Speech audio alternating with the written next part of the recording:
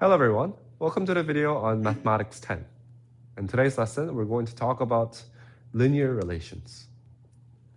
Before we start, we need to know how to do certain tasks, such as solving two-step equations, as well as knowing how to plot the points or tables onto a graph. It's going to be a review of your grade 8 and 9 mathematics. After this lesson, you should be able to graph a linear equation and find specific values on the graph using the intercepts. Let's start with the first example question. Sketch the equation 3x minus 20y is equal to 1,200. So right off the bat, we don't have to be scared about these big numbers. Whatever equations that you get, always the key point is to find the intercepts. So first I'm going to find the y-intercept.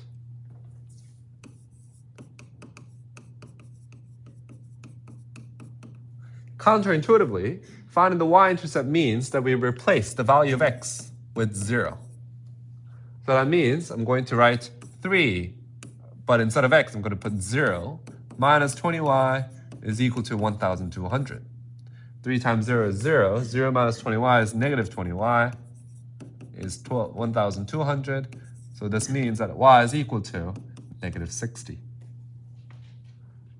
So I found the y-intercept to be when x is 0, y equals negative 60. So that's 0, negative 60. Similarly, I'm going to find the x-intercept as well.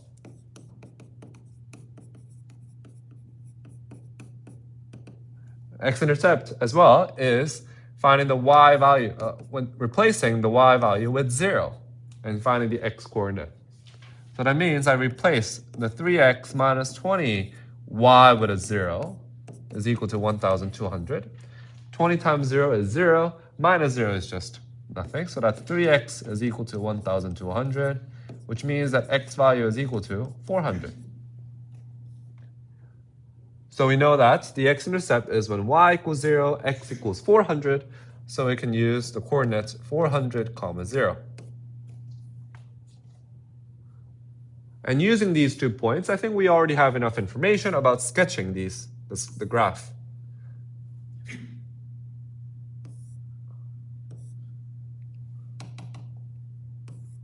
I think we can use the graph like that. So the first thing is that we have the y-intercept at 0, negative 60. So let's just plot a point right here. Let's call it negative 60, and that's the point. Let's label 0, negative 60. Just add a couple more points between that. So each one represents negative 10, negative 20, and so on. Now let's plot the 400, 0.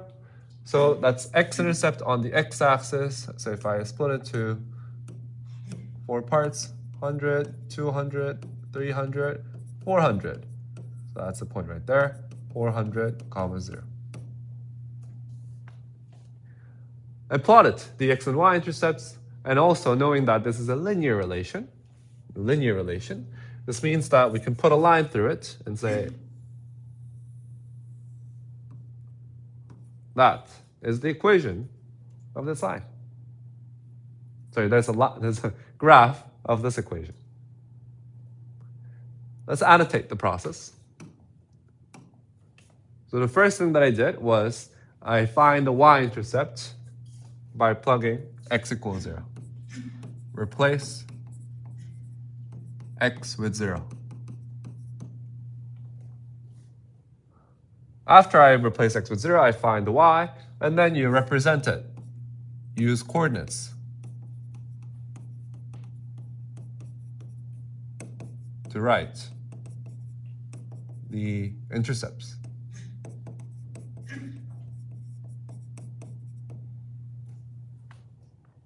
And I do the same thing. I replace y with a 0 and use the coordinates to write the intercepts.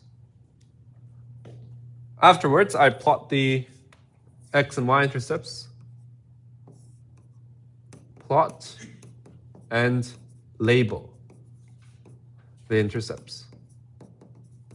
It's very important that we label the intercepts because these are the key features of the graph. And we put a line through it, and voila, we're done.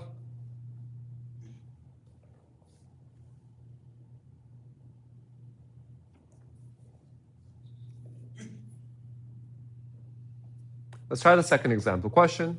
Given the graph below, find the value of x when y equals 6, and find the value of y when x equals 5.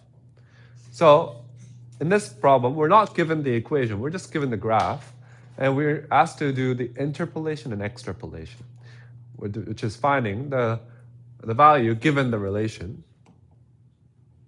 So let's see, find the value of x when y equals 6. So what I can do is I can start from the y equals 6. I think that's where y equals 6. And starting from that point, we can slowly move towards the graph. And once we meet the graph, that's where we drop down. And we land at x equals 2. So what we know is that when y equals 6, x equals 2. Let's do it one more time. Find the value of y when x equals 5. So this time we're going to go from x equals 5. I think that's right there. And now we have to go downwards until we meet the graph. And then this time we're going to go to the left. We're in the y-axis. And I think that's going to be -3 right there. So what we realize is that when x is equal to 5, y is equal to -3. Pretty easy, right? Or maybe we can also try to find the equation of this graph. But more on that we'll discuss in the next chapter. So let's quickly annotate the process. Basically, use the graph to interpolate and extrapolate.